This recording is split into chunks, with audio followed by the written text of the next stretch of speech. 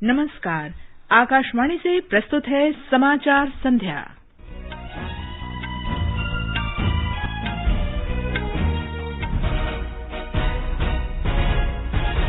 प्रधानमंत्री नरेंद्र मोदी ने कहा, नई शिक्षा नीति देश के युवाओं को रोजगार और नौकरियों के क्षेत्र में उत्पन्न चुनौतियों का सामना करने के लिए तैयार करेगी। राष्ट्रपति रामनाथ कोविंद ने राज्यों से नई शिक्षा नीति को लागू करने के लिए आभासी सत्र आयोजित करने को कहा। पर्यावरण मंत्री प्रकाश जावड़ेकर ने नीले आकाश के लिए प्रथम अंतर्राष्ट्रीय स्वच्छ वायु दिवस पर वेबिनार की अध्यक्षता की। शहरों में प्रदूषण स्तर कम करने के लिए सरकार की प्रतिबद्धता का आश्वासन दिया। दिल्ली सहित विभिन्न शहरों में मेट्रो सेवाएं 5 महीने से भी अधिक समय के बाद आज से शुरू। और अमेरिकी ओपन टेनिस में आज भारत के रोहन बोपन्ना और कनाडा के डेनिस शापोवालोव पुरुष डबल्स क्वार्टर फाइनल खेलेंगे। नोवाक जोकोविच अयोग्य घोषित होने के बाद टूर्नामेंट से बाहर। समाचार संध्या में लवलीन निगम के साथ मैं कनकलता। प्रधानमंत्री नरेंद्र मोदी ने कहा है कि नई शिक्षा नीति देश के युवाओं को रोजगार तथा नौकरियों के क्षेत्र में उत्पन्न चुनौतियों का सामना करने के लिए तैयार करेगी। नई शिक्षा नीति की सराहना करते हुए श्री मोदी ने कहा कि ये सभी पुरानी शिक्षा नीतियों का बेहतर विकल्प होगी। प्रधानमंत्री आज राष्ट्रीय शिक्षा नीति पर राज्यपालों के सम्मेलन को वीडियो कॉन्फ्रेंस के माध्यम से संबोधित कर रहे थे। श्री मोदी ने कहा कि नई शिक्षा नीति के बारे में देश भर से मिले लाखों लोगों के सुझावों को इस नीति में समाहित किया गया है। शिक्षा नीति का जो ड्राफ्ट तैयार हुआ था, उसके अलग अलग पॉइंट्स पर भी 2 लाख से अधिक लोगों ने अपने सुझाव दिए थे। नेशनल एजुकेशन पॉलिसी सिर्फ पढ़ाई लिखाई के तौर तरीकों में ही बदलाव लाने के लिए नहीं है। ये पॉलिसी 21वीं सदी के भारत के सामाजिक और आर्थिक जीवन को नई दिशा देने वाली है। ये पॉलिसी आत्मनिर्भर भारत के संकल्प और सामर्थ्य को आकार देने वाली है।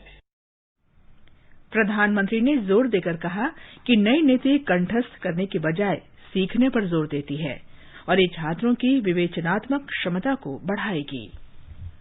सम्मेलन को संबोधित करते हुए राष्ट्रपति रामनाथ कोविंद ने राज्यपालों से नई राष्ट्रीय शिक्षा नीति को लागू करने के लिए अपने राज्यों में विषय आधारित आभासी सत्र आयोजित करने को कहा।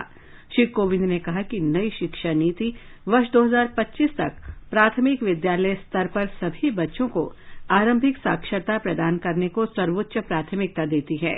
उन्होंने कहा कि सार्वजनिक शिक्षा संस्थानों को मजबूत करना अत्यंत महत्वपूर्ण है। इस शिक्षा नीति में यह स्पष्ट किया गया है कि सार्वजनिक शिक्षा प्रणाली ही जीवंत लोकतांत्रिक समाज का आधार होती है।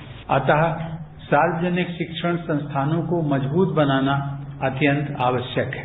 वर्ष 2025 तक प्राथमिक विद्यालय स्तर पर सभी बच्चों को मूलभूत साक्षरता और संख्या ज्ञान प्राप्त कराना इस शिक्षा प्रणाली की सर्वोच्च प्राथमिकता तय की गई है। राष्ट्रपति ने कहा कि शिक्षा प्रणाली में प्रौद्योगिकी के एकीकरण से सुधारात्मक उपायों को बढ़ावा मिलेगा और सभी हितधारकों को इस तरह के उपायों का सुझाव देने के मंच की स्थापना की जाएगी। उन्होंने कहा कि नीति की सफलता राज्यों और केंद्र दोनों के सम्मिलित प्रयासों पर निर्भर करेगी। उच्च शिक्षा में परिवर्तन लाने में नई शिक्षा नीति 2020 की भूमिका शीर्षक से इस सम्मेलन का आयोजन केंद्रीय शिक्षा मंत्रालय ने किया है।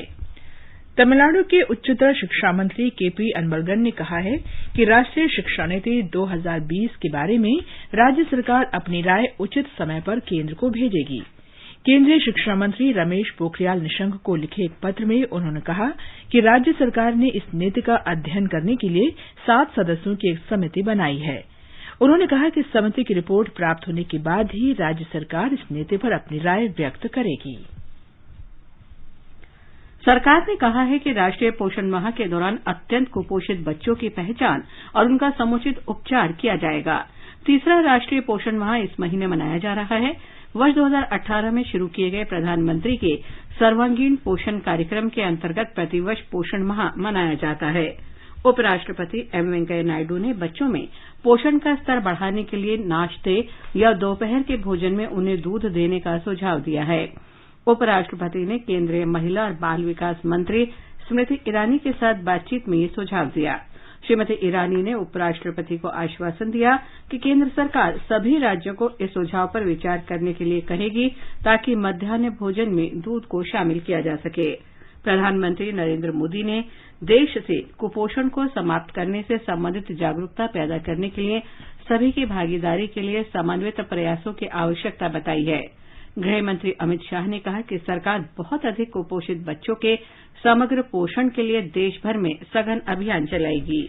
ये समाचार हमारी वेबसाइट newsonair.com/हिंदी और हमारे mobile app news on AIR पर भी उपलब्ध हैं। सामान पैक कर दिया है, अपना ख्याल रखिएगा। और आप यहाँ परिवार का, माँ को अस्पताल लेके जाना है। और पैसे? अरे मैं ही तो जा रहा हूँ शहर। माँ का आयुष्मान भारत कार्ड तो यहीं छोड़े जा रहा हूँ ना। तो इससे यहाँ भी मुफ्त इलाज मिलेगा? यही तो खूबी है इस योजना की। मन की बात में प्रधानमंत्री जी ने भी तो बताया था। लो तुम भी सुन लो। आयुष्मान भारत योजना के साथ एक बहुत बड़ी विशेषता पोर्टेबिलिटी की सुविधा भी है। पोर्टेबिलिटी ने देश को एकता के रंग में रंगने में भी मदद की है। यानी बिहार का कोई गरीब अगर चाहे तो उसे कर्नाटका में भी वही सुविधा मिलेगी जो उसे अपने राज्य में मिलती है। भारत सरकार की आयुष्मान भारत पीएम जय योजना दे रही है देश के 50 करोड़ से अधिक लोगों को प्रति वर्ष रुपए 5 लाख तक का मुफ्त इलाज। योजना के तहत लाभार्थियों के लिए कोविड-19 की जांच और इलाज मुफ्त है। 14555 पर कॉल कर योजना में अपना नाम जानिए और ई कार्ड बनवाने के लिए नजदीकी सीएससी केंद्र या सूचीबद्ध सरकारी या प्राइवेट अस्पताल जाएं। आयुष्मान भारत की छांव शहर हो या गांव। तैयार तो हूँ मैं माँ बनने के लिए। दादी बैठ। दादी के जाने से पहले पोता पोती का मुंह दिखा दो, यही कहा गया ना तुमको। ये पढ़। अब नए गर्भ निरोधक इंजेक्शन आ चुके हैं। ये तू पढ़। महिला एक बार इंजेक्शन लगवाए तो 3 महीने के लिए निश्चिंत हो जाए। समझ गए ना दादी क्या चाहती है? परिवार सोच समझ कर बढ़ाओ, खुश रहो। सेहत और सोच दोनों से तैयार होकर परिवार बढ़ा रहा है इंडिया। फोन करें और परिवार नियोजन से जुड़ी सब जानकारी पाइए। जोड़ी जिम्मेदार जो प्लान करे परिवार। स्वास्थ्य एवं परिवार कल्याण मंत्रालय भारत सरकार द्वारा जनहित में जारी। समाचार संध्या में आपका फिर स्वागत है। नीले आकाश के लिए प्रथम अंतर्राष्ट्रीय स्वच्छ वायु दिवस आज दुनिया भर में मनाया जा रहा है। लोगों के स्वास्थ्य और दैनिक जीवन के लिए स्वच्छ हवा के महत्व के बारे में संयुक्त राष्ट्र महासभा ने ये दिवस मनाने की घोषणा की है। इस अवसर पर आज देश में एक वेबिनार का आयोजन किया गया, जिसकी अध्यक्षता सूचना और प्रसारण मंत्री प्रकाश जावड़ेकर ने की।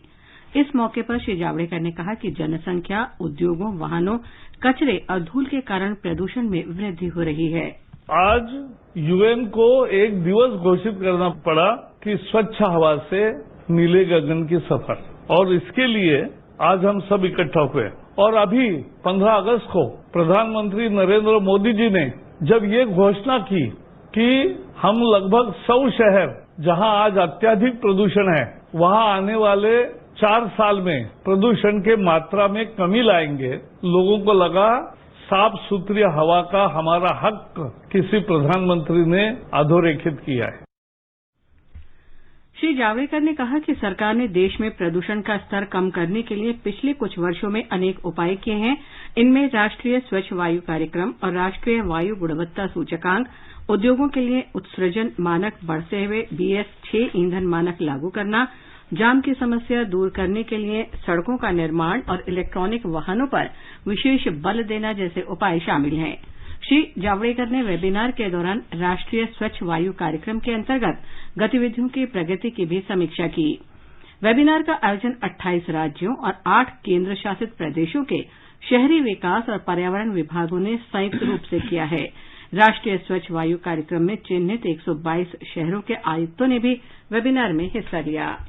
अंतर्राष्ट्रीय सौर गठबंधन ISA द्वारा कल विश्व सौर प्रौद्योगिकी शिखर सम्मेलन का आयोजन वर्चुअल माध्यम से किया जाएगा। 149 देशों के 26,000 से अधिक प्रतिभागियों ने सम्मेलन में शामिल होने के लिए पंजीकरण कराया है। ISA असेंबली के अध्यक्ष और भारत के ऊर्जा तथा नवीन और नवीकरणीय ऊर्जा मंत्री राजकुमार सिंह और फ्रांस की पारिस्थितिकी मंत्री सुश्री बारबरा पोम्पिली समेत विभिन्न देशों के प्रतिनिधि इस सम्मेलन में भाग लेंगे। भारत सरकार के प्रधान वैज्ञानिक सलाहकार प्रोफेसर के विजय राघवन उद्घाटन सत्र में मौजूद रहेंगे। रेल तथा वाणिज्य और उद्योग मंत्री पीयूष गोयल सम्मेलन के मुख्य अतिथि होंगे, जबकि पेट्रोलियम और प्राकृतिक गैस मंत्री धर्मेन्द्र प्रधान समापन भाषण देंगे। कोरोना वायरस को फैलने से रोकने के लिए सभी एहतियाती उपायों के साथ दिल्ली सहित देश के विभिन्न शहरों में मेट्रो सेवाएं 5 महीने से भी अधिक समय के अंतराल के बाद आज से फिर शुरू हो गई हैं। आवासन और शहरी कार्य मंत्रालय के सचिव दुर्गा शंकर मिश्र ने बताया कि यात्रियों को कोविड संक्रमण की रोकथाम के लिए सुरक्षित दूरी बनाए रखने और मास्क लगाने के उपायों का पालन करना होगा। मेट्रो संचालन में पूरी की पूरी मुस्तैदी हमने सारे के सारे हमारे जो मैनेजिंग डायरेक्टर्स हैं मेट्रो कंपनीज के, इंक्लूडिंग दिल्ली मेट्रो के जो एमडी हैं, उनके माध्यम से सारी की सारी मेट्रो में वो सारी आवश्यकताओं की पूर्ति करेंगे, जिससे कि पहला चीज कि जो भी लोग मेट्रो पे आए वो मास्क लगा के आए, बगैर मास्क के अंदर नहीं घुस सकते हैं। दूसरा, हर एक आदमी की थर्मल स्कैनिंग होगी, केवल ऐसे लोग जिनको टेम्परेचर नहीं है उन्हीं को अंदर आने दिया जाएगा। तीसरा, सोशल डिस्टेंसिंग का पूरी तरह से पालन होगा। दिल्ली मेट्रो सेवाएं आज से चरणबद्ध तरीके से शुरू की गई हैं। पहले चरण में येलो लाइन की पहली ट्रेन सुबह 7 बजे से समयपुर बादली और हुडा सिटी सेंटर के बीच चली। इस दौरान सुरक्षित दूरी के मानकों का अनुपालन किया गया। दिल्ली मेट्रो रेल कॉरपोरेशन के अधिकारियों ने बताया कि येलो लाइन पर कोई कंटेनमेंट जोन न होने के कारण सभी स्टेशन खुले हुए हैं। यात्रियों की थर्मल स्क्रीनिंग और हाथ सैनिटाइज करने के बाद स्टेशन परिसर में आने की अनुमति दी गई थी। दिल्ली मेट्रो के सैकड़ों कर्मचारी और केंद्रीय औद्योगिक सुरक्षा बल के जवान एहतियाती तौर पर फेस शील्ड, मास्क और दस्ताने पहने हुए थे। पहले चरण में मेट्रो सुबह 7 बजे से पूर्वाह्न 11 बजे तक और शाम को 4 बजे से रात के 8 बजे तक चलाई जा रही है। उत्तर प्रदेश में लखनऊ मेट्रो का संचालन भी आज से शुरू हो गया। हमारे संवाददाता ने बताया है कि पहली मेट्रो ट्रेन सवेरे 6 बजे चली। लखनऊ में मेट्रो ट्रेनें अपनी सामान्य समय सारणी के हिसाब से रात 10 बजे तक चलेंगी। ट्रेनें हर स्टॉप पर रुकेंगी और यात्रा करने वालों के लिए मास्क पहनना जरूरी होगा। सामान्य तौर पर हर मेट्रो स्टेशन के सिर्फ 2 गेट ही खुले रहेंगे। हर गेट में दाखिल होने से पहले हाथों को सैनिटाइज करना होगा और हर यात्री का तापमान जांचा जाएगा। सभी स्टेशनों पर टिकट खिड़कियों, टिकट वेंडिंग मशीनों और सुरक्षा जांच केंद्रों पर सामाजिक दूरी बरकरार रखने के लिए निशान बनाए गए हैं, ताकि यात्रियों में पर्याप्त फासला बना रहे। सुशील चंद्र तिवारी, आकाशवाणी समाचार, लखनऊ। गुजरात में अहमदाबाद मेट्रो रेल सेवा के यात्रियों की सुरक्षा और सुविधा के पर्याप्त प्रबंध किए गए हैं। हैदराबाद मेट्रो अधिकारियों ने बताया कि मियापुर से एलबी नगर गलियारे में हर 5 मिनट पर रेलगाड़ी चलाई जा रही है। दूसरे मेट्रो मार्ग की सेवाएं कल से और तीसरे मार्ग की सेवाएं बुधवार से शुरू होंगी। कंटेनमेंट जोन के मेट्रो स्टेशन बंद रहेंगे। तमिलनाडु में भी लगभग 5 महीने के अंतराल के बाद कुछ यात्री रेलगाड़ियों की सेवाएं आज से शुरू हो गई हैं। पहली रेलगाड़ी सुबह 7 बजे मदुरई से रवाना हुई। थर्मल स्क्रीनिंग के बाद यात्रियों को ट्रेन में बैठने की अनुमति दी गई। राज्य के उद्योग मंत्री एनसी संपत ने सुबह 7 बजे चेन्नई मेट्रो रेल में सफर किया। देश में पिछले 24 घंटों में 70,000 से अधिक कोरोना मरीज स्वस्थ हुए हैं। अब तक लगभग 32,50,000 से ज्यादा रोगी ठीक हो चुके हैं। रोगियों के स्वस्थ होने की दर 77.31% हो गई है। ठीक हुए लोगों की संख्या संक्रमित मरीजों से लगभग 3.7 गुना अधिक है।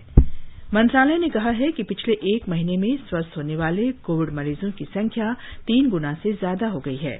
पिछले 24 घंटे में 90,802 रोगियों का पता चला है। संक्रमित मरीजों की कुल संख्या 42,04,614 हो गई है। गुजरात के मुख्यमंत्री विजय रूपाणी ने आज वीडियो कॉन्फ्रेंस के जरिए 5 जिलों से कोविड विजय रथ को एक साथ रवाना किया। इस अवसर पर मुख्यमंत्री ने कहा कि ये रथ लोगों में कोरोना वायरस से लड़ने के लिए जागरूकता पैदा करेंगे। एक रिपोर्ट।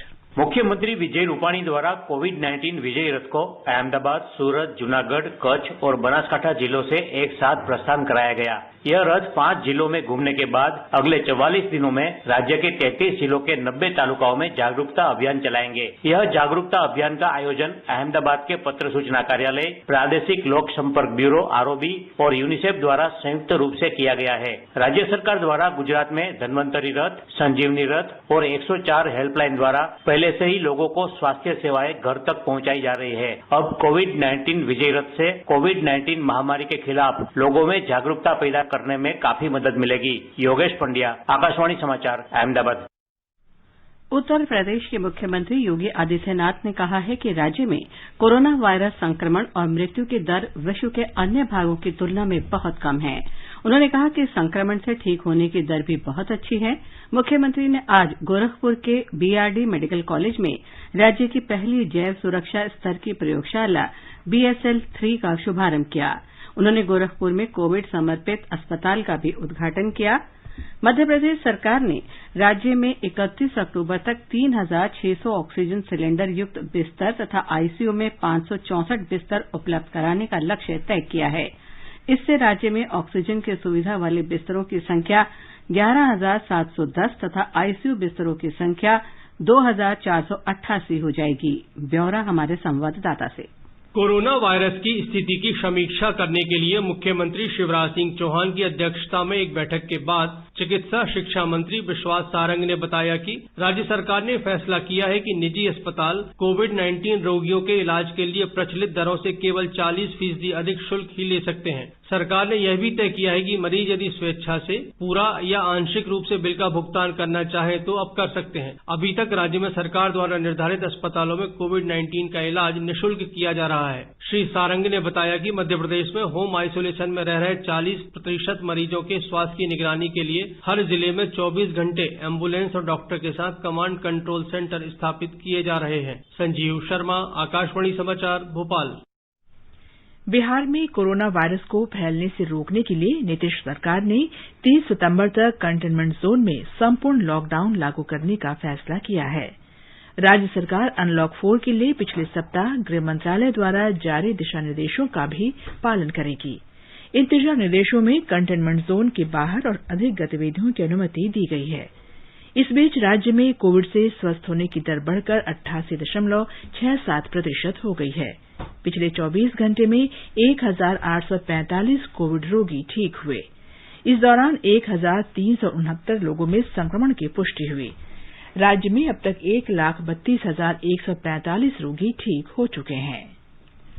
कर्नाटक में बेंगलुरु की 27 वर्षीय महिला को दूसरी बार कोरोना वायरस संक्रमण को देखते हुए राज्य के चिकित्सा शिक्षा मंत्री डॉक्टर के सुधाकर राव ने कोविड-19 कार्यबल के साथ बैठक की।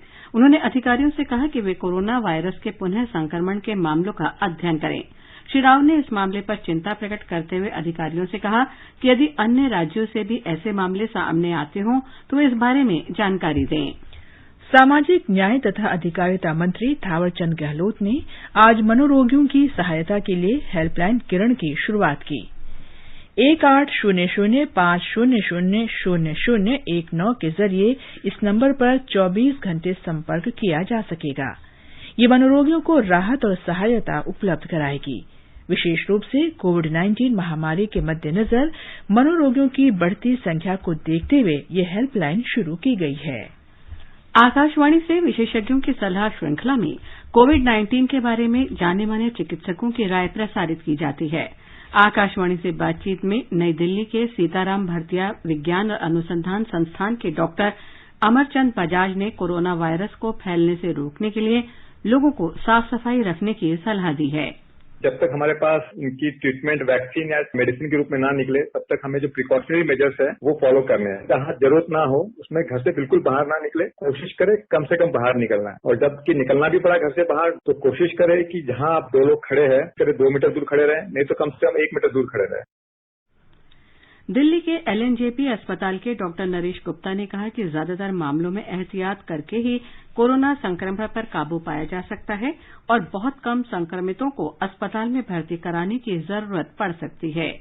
It's very important to maintain the social distancing and the isolation because there is no treatment for coronavirus. The only way we can control this disorder is prevention, and that is the reason social distancing is very important. आगे बढ़ने से पहले मुख्य समाचारों पर एक नजर। प्रधानमंत्री नरेंद्र मोदी ने कहा, नई शिक्षा नीति देश के युवाओं को रोजगार और नौकरियों के क्षेत्र में उत्पन्न चुनौतियों का सामना करने के लिए तैयार करेगी। राष्ट्रपति रामनाथ कोविंद ने राज्यों से नई शिक्षा नीति को लागू करने के लिए आभासी सत्र आयोजित करने को कहा। पर्यावरण मंत्री प्रकाश जावड़ेकर ने नीले आकाश के लिए प्रथम अंतर्राष्ट्रीय स्वच्छ वायु दिवस पर वेबिनार की अध्यक्षता की। शहरों में प्रदूषण स्तर कम करने के लिए सरकार की प्रतिबद्धता का आश्वासन दिया। दिल्ली सहित विभिन्न शहरों में मेट्रो सेवाएं 5 महीने से भी अधिक समय के बाद आज से शुरू। और अमेरिकी ओपन टेनिस में आज भारत के रोहन बोपन्ना और कनाडा के डेनिस शापोवालोव पुरुष डबल्स क्वार्टर फाइनल खेलेंगे। नोवाक जोकोविच अयोग्य घोषित होने के बाद टूर्नामेंट से बाहर। प्रधानमंत्री नरेंद्र मोदी का विजन एक भारत श्रेष्ठ भारत राज्यों और केंद्र शासित प्रदेशों में सांस्कृतिक आदान प्रदान का मंच उपलब्ध करा रहा है। प्रधानमंत्री ने सरदार वल्लभ भाई पटेल की 140वीं जयंती के अवसर पर 2015 में एक भारत श्रेष्ठ भारत की पहल की थी। हर वर्ष प्रत्येक राज्य और केंद्र शासित प्रदेश को अन्य राज्य तथा केंद्र शासित प्रदेश के साथ जोड़ा जाता है ताकि विभिन्न प्रदेशों के लोगों के बीच मेलजोल को बढ़ावा दिया जा सके। आकाशवाणी से बातचीत में आंध्र विश्वविद्यालय के समाज विज्ञान विभाग से शोधार्थी धनुर्भा दश्यम ने विविध संस्कृतियों के लोगों की एकता के इस विचार पर प्रसन्नता जताई है। To promote the spirit of national integration through a deep and structured engagement between all Indian states and union territories, year-long planned engagement between states to showcase the rich heritage and culture, customs and traditions of either state for enabling people to understand and appreciate the diversity that is India. व्यापक संभावनाओं से युक्त भारतीय बाजार और इसका विशाल मानव संसाधन विश्व की कई बहुराष्ट्रीय कंपनियों के लिए निवेश का आकर्षण केंद्र बन गया है। भारत सरकार ने कारोबारी विकास के लिए खुलेपन की नीतियों के जरिए Facebook, Google, IKEA, Microsoft, Apple और अमेजन जैसी बहुराष्ट्रीय कंपनियों को निवेश के लिए आकर्षित किया है। दक्षिण भारत के हैदराबाद और बेंगलुरु जैसे महानगर इन अंतर्राष्ट्रीय कंपनियों की गतिविधियों के केंद्र के रूप में उभर कर सामने आए हैं। हैदराबाद भारत के प्रौद्योगिकी और वित्तीय केंद्र के रूप में उभर कर सामने आया है। इंटरनेट प्रयोक्ताओं और बहुराष्ट्रीय कंपनियों के निवेश के लिए भारत एक बड़ा बाजार बनकर उभरा है। तमिलनाडु के मुख्यमंत्री ई पलनीसामी ने आज राज्य की इलेक्ट्रॉनिक हार्डवेयर विनिर्माण नीति 2020 जारी की।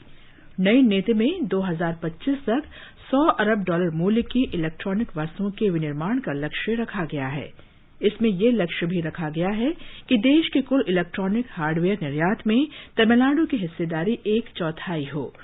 राज्य में सेमीकंडक्टर निर्माण इकाइयों को आकर्षित करने का लक्ष्य भी इस नीति में शामिल किया गया है। जम्मू कश्मीर में वस्त्र मंत्रालय ने नवंबर में वर्चुअल प्रदर्शनी टेक्सटाइल इंडिया 2020 आयोजित करने की योजना बनाई है। इसका उद्देश्य हस्तशिल्प और हथकरघा के क्षेत्र में निर्यातकों और कारोबारी समुदाय को वैश्विक मंच उपलब्ध कराना है। कश्मीर के हस्तशिल्प और हथकरघा निदेशालय के बयान में जम्मू कश्मीर के निर्यातकों और उद्यमियों को इस वर्चुअल प्रदर्शनी में भाग लेने का आग्रह किया गया है। ये कार्यक्रम उन्हें अपने प्रसिद्ध उत्पादों की बिक्री के लिए उत्कृष्ट अवसर उपलब्ध कराएगा। जम्मू कश्मीर के राजौरी जिले में सुंदरबनी सेक्टर में नियंत्रण रेखा के निकट पाकिस्तानी सेना ने आज शाम फिर संघर्ष विराम का उल्लंघन किया। पाकिस्तानी सेना ने बिना किसी उकसावे के अंधाधुंध गोलीबारी की और मोर्टार से गोले दागे। रक्षा विभाग के जनसंपर्क अधिकारी कर्नल देवेंद्र आनंद ने बताया कि सीमा पर मुस्तैद भारतीय सेना ने इसका मुंहतोड़ जवाब दिया। अंतिम खबर मिलने तक गोलीबारी जारी थी। इस वर्ष अब तक पाकिस्तानी सेना जम्मू कश्मीर में नियंत्रण रेखा और अंतर्राष्ट्रीय सीमा पर 1802 बार संघर्ष विराम का उल्लंघन कर चुकी है। दिल्ली पुलिस ने शहर के उत्तर पश्चिमी भाग में संक्षिप्त गोलीबारी के बाद प्रतिबंधित अंतर्राष्ट्रीय गिरोह बब्बर खालसा इंटरनेशनल के 2 कुख्यात समर्थकों को गिरफ्तार किया है। अभियुक्तों की पहचान भूपेंद्र सिंह उर्फ दिलावर सिंह और कुलवंत सिंह के रूप में की गई है। दोनों लुधियाना के निवासी हैं। पंजाब में भी कुछ मामलों में इन आतंकवादियों की तलाश थी। दिल्ली पुलिस ने कहा है कि ये आतंकी पाकिस्तान की खुफिया एजेंसी ISI समर्थित खालिस्तानी नेताओं के इशारे पर उत्तरी भारत के विभिन्न राज्यों में लक्षित हत्याएं करने का षड्यंत्र कर रहे थे। विशेष दल के पुलिस उपायुक्त संजीव कुमार यादव ने बताया कि गिरफ्तार आतंकियों के कब्जे से 7 पिस्तौल और 45 कारतूस बरामद किए गए। उच्चतम न्यायालय के आदेश के अनुसार राज्यों को सरकारी विज्ञापनों के विषय वस्तु के नियमन के बारे में 3 सदस्यों की समिति का गठन करना है। कर्नाटक, गोवा, मिजोरम और नागालैंड पहले ही ऐसी राज्य स्तरीय समितियों का गठन कर चुके हैं। छत्तीसगढ़ सरकार ने ऐसी ही समिति गठित करने की सहमति दे दी है। CCRGA ने पिछले सप्ताह हुई अपनी बैठक में राज्यों द्वारा इन समितियों के गठन में हो रही देरी पर नाराजगी जताई थी। समिति का विचार था कि कुछ राज्य सरकारों द्वारा ऐसी समितियों के गठन में की जा रही देरी को उच्चतम न्यायालय के आदेश की अवमानना माना जा सकता है। CCRGA ने यह महसूस किया कि उसके निर्णय का अनुपालन न करना एक गंभीर मामला है। ये समाचार हमारी वेबसाइट newsonair.com/हिंदी और हमारे mobile app news on AIR पर भी उपलब्ध हैं। सामान पैक कर दिया है, अपना ख्याल रखिएगा। और आप यहाँ परिवार का माँ को अस्पताल लेके जाना है। और पैसे? अरे मैं ही तो जा रहा हूँ शहर। माँ का आयुष्मान भारत कार्ड तो यहीं छोड़े जा रहा हूँ ना। तो इससे यहाँ भी मुफ्त इलाज मिलेगा? यही तो खूबी है इस योजना की। मन की बात में प्रधानमंत्री जी ने भी तो बताया था। लो तुम भी सुन लो। आयुष्मान भारत योजना के साथ एक बहुत बड़ी विशेषता पोर्टेबिलिटी की सुविधा भी है। पोर्टेबिलिटी ने देश को एकता के रंग में रंगने में भी मदद की है। यानी बिहार का कोई गरीब अगर चाहे तो उसे कर्नाटका में भी वही सुविधा मिलेगी जो उसे अपने राज्य में मिलती है। भारत सरकार की आयुष्मान भारत पीएम जय योजना दे रही है देश के 50 करोड़ से अधिक लोगों को प्रति वर्ष रुपए 5 लाख तक का मुफ्त इलाज। योजना के तहत लाभार्थियों के लिए कोविड-19 की जांच और इलाज मुफ्त है। 14555 पर कॉल कर योजना में अपना नाम जानिए और ई कार्ड बनवाने के लिए नजदीकी CSC केंद्र या सूचीबद्ध सरकारी या प्राइवेट अस्पताल जाएं। आयुष्मान भारत की छांव शहर हो या गांव। ये आकाशवाणी है। ग्रैंड स्लैम टेनिस टूर्नामेंट अमेरिकी ओपन के डबल्स क्वार्टर फाइनल में भारत के रोहन बोपन्ना और कनाडा के डेनिस शापोवलोव की जोड़ी का मुकाबला आज हॉलैंड के यां जूलियन रॉजर और रोमानिया के होरिया टेकाउ से होगा। उधर पुरुष वर्ग में विश्व के नंबर 1 खिलाड़ी और खिताब के प्रबल दावेदार नोवाक जोकोविच को कल अपने चौथे दौर के मैच में लाइन जज के गले पर टेनिस बॉल मारने के कारण टूर्नामेंट से बाहर कर दिया गया। इससे जोकोविच का 29 मैचों से चला आ रहा विजय अभियान थम गया। उनका 18वां ग्रैंड स्लैम खिताब जीतने का सपना भी टूट गया। और अब आर्थिक जगत की खबरों के साथ हैं विशाल शर्मा। बॉम्बे स्टॉक एक्सचेंज का सेंसेक्स 60 अंक की बढ़त से 38,417 पर बंद हुआ। नेशनल स्टॉक एक्सचेंज का निफ्टी भी 21 अंक ऊपर 11,355 पर बंद हुआ। विदेशी मुद्रा विनिमय बाजार में आज रुपया 21 पैसे कमजोर होकर $1 के मुकाबले 73 रुपए 35 पैसे के स्तर पर रहा। दिल्ली सराफा बाजार में 10 ग्राम सोने का मूल्य 51,877 रुपए रहा। चांदी भी 69,448 रुपए प्रति किलोग्राम के स्तर पर पहुंच गई। और अब कल के मौसम का अनुमान। राष्ट्रीय राजधानी दिल्ली में आमतौर पर बादल छाए रहेंगे और गरज के साथ हल्की बारिश हो सकती है। न्यूनतम तापमान 26 और अधिकतम 37 डिग्री सेल्सियस के आसपास रहने का अनुमान है। मुंबई में बादल छाए रहेंगे, गरज के साथ बारिश की संभावना है। चेन्नई में भी सामान्य तौर पर बादल छाए रहेंगे, हल्की बारिश हो सकती है। कोलकाता में आंशिक तौर पर बादल छाए रहेंगे तथा कुछ स्थानों पर गरज के साथ बारिश का अनुमान है। उत्तर भारत में केंद्र शासित प्रदेश जम्मू कश्मीर के जम्मू में न्यूनतम तापमान 26 डिग्री जबकि अधिकतम तापमान 33 डिग्री सेल्सियस के आसपास रह सकता है। श्रीनगर में न्यूनतम तापमान 17 जबकि अधिकतम 27 डिग्री सेल्सियस रह सकता है। आंशिक रूप से बादल छाए रहने के आसार हैं। लद्दाख में कहीं कहीं बादल छाए रहेंगे। गिलगित में तापमान 14 से 28 डिग्री सेल्सियस के बीच रहेगा। आमतौर पर आसमान साफ रहेगा। दोपहर या शाम को आंशिक रूप से बादल छाए रह सकते हैं। मुजफ्फराबाद में भी आसमान साफ रहेगा, लेकिन दोपहर या शाम को कहीं कहीं बादल छाए रह सकते हैं। तापमान 21 और 31 डिग्री के बीच रहने की संभावना है। अंत में मुख्य समाचार एक बार फिर। प्रधानमंत्री नरेंद्र मोदी ने कहा, नई शिक्षा नीति देश के युवाओं को रोजगार और नौकरियों के क्षेत्र में उत्पन्न चुनौतियों का सामना करने के लिए तैयार करेगी। राष्ट्रपति रामनाथ कोविंद ने राज्यों से नई शिक्षा नीति को लागू करने के लिए आभासी सत्र आयोजित करने को कहा। पर्यावरण मंत्री प्रकाश जावड़ेकर ने नीले आकाश के लिए प्रथम अंतर्राष्ट्रीय स्वच्छ वायु दिवस पर वेबिनार की अध्यक्षता की। शहरों में प्रदूषण स्तर कम करने के लिए सरकार की प्रतिबद्धता का आश्वासन दिया। दिल्ली सहित विभिन्न शहरों में मेट्रो सेवाएं 5 महीने से भी अधिक समय के बाद आज से शुरू। और अमेरिकी ओपन टेनिस में आज भारत के रोहन बोपन्ना और कनाडा के डेनिस शापोवालोव पुरुष डबल्स क्वार्टर फाइनल खेलेंगे और नोवाक जोकोविच अयोग्य घोषित होने के बाद टूर्नामेंट से बाहर। इसके साथ ही समाचार संध्या का ये अंक समाप्त हुआ। नमस्कार। हैं।